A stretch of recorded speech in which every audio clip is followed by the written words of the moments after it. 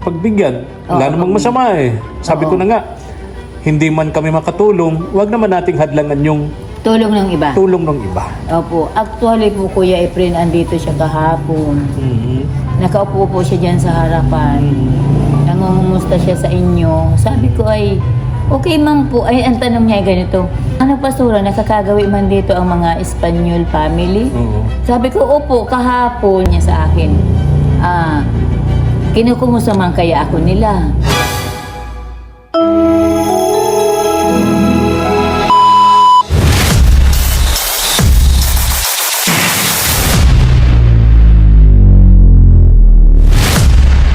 Umaga po mga katuwang. Nako, sira na naman yung motor natin. Sira na naman. Buti walang lakad si Kagapay JM. Kaya itong motor niya nagamit natin. Punta tayo dito kay Pastora Brenda. Mega love shoutout nga pala sa ating mga katuwang abroad. Especially po kay Ate Gina of UK. Ayan, punta tayo dito kay Pastora Brenda. Dadalhin natin dito yung pinabibigay ni Ate Gina kay Nanay M. Yan, bibigay natin dito kay Pastora Brenda. Then si Pastora Brenda nang bahalang magbigay dun kay Nanay M. Gandang tanghali po, Pastora. Good morning. Hello po, Pastora. Ay, Pastora Brenda. Tuloy na po ba ako? Opo, tuloy na. Ay, thank you. Thank you po, thank you. Ay, Pastora, kumusta kayo?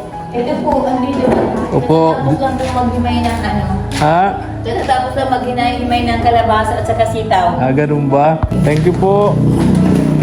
Pasensya na po sa abala, Pastora. Sinadya akong ganitong araw para kasi bukas busy kayo. Sunday, ano po? Opo. Ayan. Opo po kayo, Kuya Efren. Salamat po. Oo. Tapos ito, Pastora Brenda, bigay ito ni Ate Gina.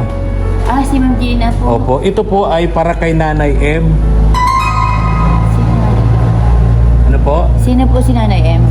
Nanay M, nalimutan na ni Pastora kung sino si Nanay M. Limot yata ako kay Nanay M. Nanay M, yung madalas pa sa'yo. Ay! Oo. Nakuha ko na po. Naalala niyo na? Yung Opo. madalas na pinagkukwentuhan natin. Opo. Alam mo kasi, Pastora, napag-isip-isip namin ni Mama El na tao lang naman tayo nagkakamali. Totoo po yun, Kuya Efren. Mas masarap na magpatawad Yes. kaysa magkimkim ng hinanakit sa dibdib. Opo. Mas mabuti daw yung magtanim ka ng kabutihan kaysa magtanim ka ng puot sa dibdib. Opo, totoo po yun. Oo. Diba? Totoo yun. Kaya napag-isip-isip namin ni Mama El na total, syempre, hindi naman namin din matanggihan si Ate Gina kasi gustong tumulong naman yung tao. May nasa puso din naman niya ang pagkakawang gawa. Opo. Sabi nga po namin ni Mama El, yung hindi ka na nga makatulong tapos sahadlangan mo pa yung pagtulong ng iba, di po ba ang sama-sama na ng ganun? Di po Oo. ba? Ano yun? So hindi man kami makatulong, may gustong tumulong, wag na kaming maging hadlang. Oo, totoo po yun. Para dumaloy din yung pagpapala ni Ma'am G, yung pagpapala na pinadadala ni Ma'am Gina, para dumaloy din naman po yun, makarating sa dapat niyang bigyan. Opo. Oo. Kanina nga po, nag-aalmusal kami ni Mama El. Nakikinig kami kasi every morning po, Pastor, ugali ko na po yan na, pagkagising ko ng umaga, pag alam ko naman na hindi na ako makakabulahaw sa tulog ng iba, nagpapatugtog ako ng mga worship songs. Okay, tama po yun. Ng mga worship songs. Opo. Diba? May bigla kaming narinig na yung paborito naming worship songs na kinakanta namin madalas yung kay buti-buti mo. Ay, opo. Pamilyar sa lahat. Oo, kay buti-buti mo. Bigla kami naiyak. Ay, nangusap po si Oo. Lord sa inyo. Yung nasa isip namin ni Mama El pareho. Oh, nagkaisa po. Kumbaga yung Holy Spirit nangusap po sa Oo, inyo. oo. Sa pamamagitan ng kantang kay buti-buti Opo. mo, Panginoon. Kaya napagdesisyon na namin na yung pakiusap ni Ate Gina, pagbigyan. Wala namang masama Sabi ko na nga, hindi man kami makatulong, wag naman nating hadlangan yung Tulong ng iba. tulong ng iba. Opo. Actually po, Kuya Efren, andito siya kahapon. Nakaupo po siya dyan sa harapan. Nangungumusta siya sa inyo. Sabi ko ay, okay ma'am po. Ay, ang tanong niya ay ganito. Hindi, ano pastora, nakakagawi man dito ang mga Espanyol family? Oo. Sabi ko, opo, kahapon, sinamahan ko po sila doon sa kabilang dulo. Oo. At may tinulungan kaming ng iba. Opo. O ngayon, ang sabi niya sa akin, kinukumusta man kaya ako nila.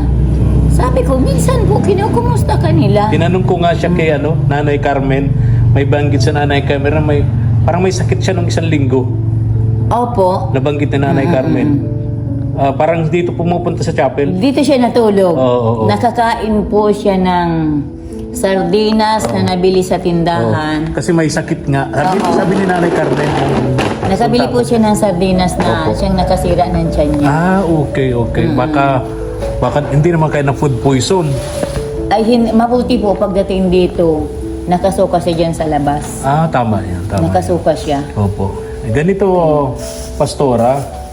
Ito po ay tinapay, may palaman. Dinamihan ko na po yung gatas dyan, sukal.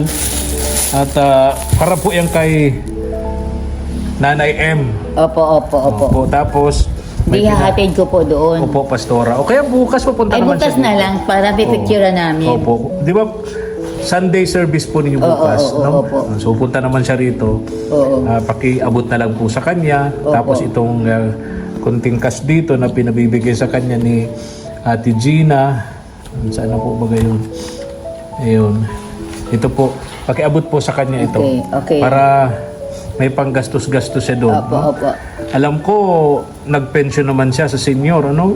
Opo, nagpensyon na siya. Kaya pandagdag na lang yan. Opo. Bigay sa kanya ni Ate Gina o BOK. Alam niyo, isa rin sa mga katuwang namin abroad, itong si Ate Gina na may mababang loob. Oo, yun. Maawain siya sa kapwa. Kasi iniisip niya, nang mag-usap nga kami na Ate Gina, sabi niya, alam mo kuya, pasensya ka na niya ha, pero gusto kong sabihin sa iyo na ako'y naawa kay Nanay Mirna. Doon. Kasi nga daw, matandaan na niya, sakitin, wala namang kamag-anak Opo. na maaasahan. Opo, totoo po yun. So, hindi ako umimik. Sabi ko, ang iniisip ko kasi, mabigyan muna ng leksyon.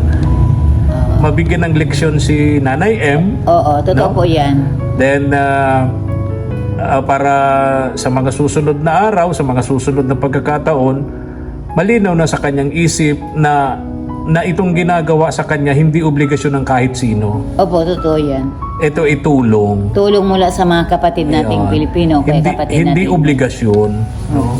Kaya dapat matuto siyang tawag dito, yung ugali ba? Opo. Yung ugali lang naman ang Babago. Oo. 'Di ba? Kasi- Kahit nga kayo, Pastora, madalas nagkukwentuhan tayo. Yun talaga ang problema mo sa kanya. O kahit mga miyembro mo dito, ano? Okay po siya pag may mga ganitong mga blessing. Okay. Pag wala, mainit ang ulo. Yes. May mga taong ganun talaga na mainitan ang ulo pag walang pera. 'Di ba? Masaya. Ang hindi Pag lang may po, Kuya pera. Efren, sa totoo lang, ang hindi yata lang mainit ang ulo. Kapag walang pera, ako lang yun. Kasi alam ko sa sarili ko na kahit walang pera, magpasalamat. Kahit may pera, magpasalamat always. Nagtatras lang talaga po ako kay Lord. Pero Yung magising ka sa umaga, pagpasalamat na natin yun. yes, isang biyaya yun ng Opo. Lord. Sabi ko nga po, Pastora, kasi tayo, hindi lang kasi tayo nag-iisip Pero maraming biyaya ang Diyos na ibinibigay sa atin, hindi naman natin hinihingi. Hindi natin naiisip yun. Ang madalas natin naiisip, yung mga hinihingi natin. Di ba? Na hindi na ibibigay. Naghihinanaki tayo. Yes. Di ba? Masama Una na agad ang loob natin. Una sa lahat, ang pinakabiyaya ni Lord, yung magising tayo sa umaga, yung hininga natin, tapos na may lakas pa tayo. Pagising mo sa umaga, paglabas mo ng bahay, libre mong nalalanghap yung sariwang hangin. Yes, opo, yun. Biyaya, blessing. Libre ka nakakainom ng tubig. Opo, di ba? oo, kaya yun. Oo. Kaya kaninang umaga, habang kami po ay nagkakape ni Mama El, nakikinig kami ng worship songs. Ugali namin yung palagi sa umaga. Kikinig kami ng worship songs.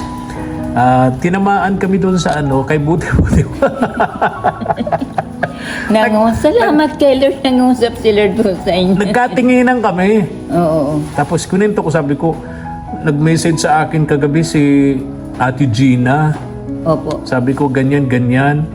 Sabi ko, ano kayang gagawin ko? Sabi ko, ano kaya kung dalhin ko kay Pastora? Sabi niya, hindi, diretso mo na niya. Ay, hindi na muna kako. Tama na kay Pastora. Para habang ganun ang sistema, si Pastora hindi naman nagpapabaya ng mga paalala sa kanya. Opo.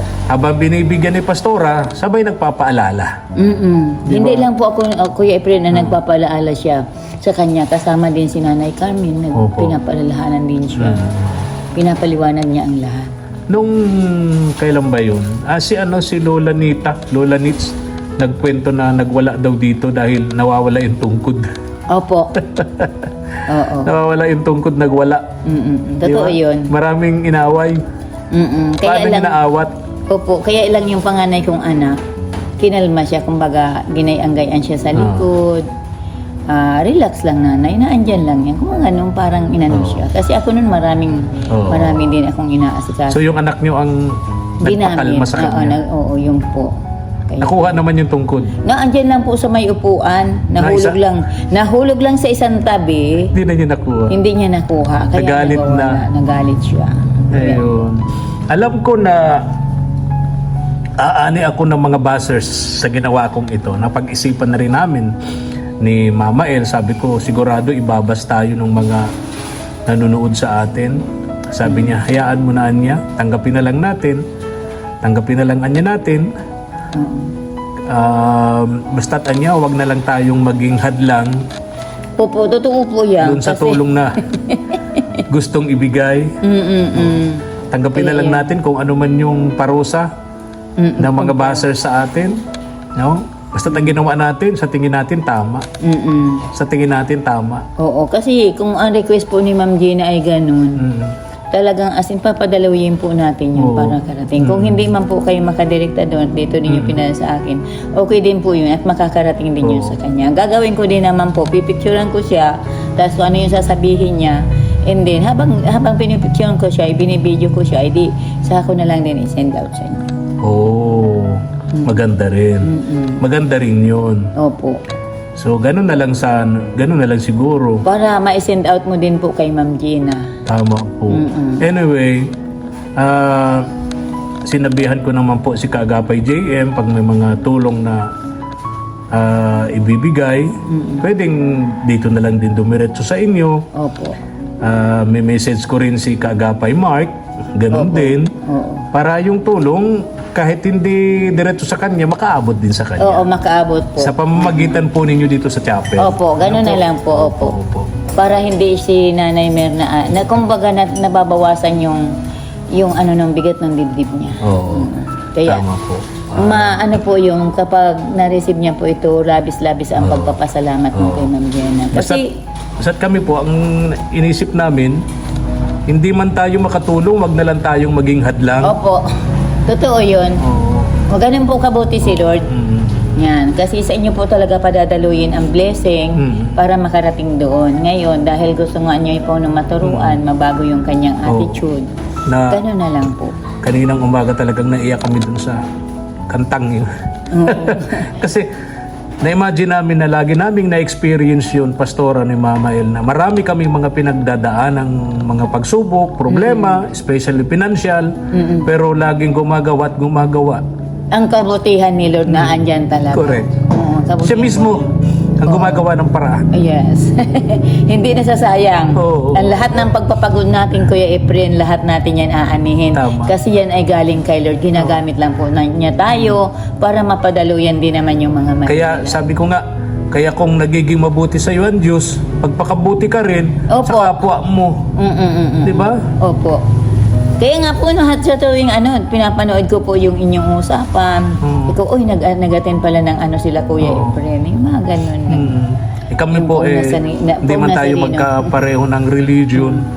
Catholic po kami at ako po ay kami ni Mama El, devoto po kami ni Poong Nazareno. Opo, yun nga po, pinakinggan Pero ko. syempre, ang paniniwala natin, isa lang naman. Iisa lang po lahat yan. May Diyos Oo, na siyang nagbibigay ng gabay at patnubay sa atin sa araw-araw. Ayan Pastora, napahaba na yung kwentuhan natin. Una, salamat Pastora. Oo, thank Kasi you may po. mga pagkakataon na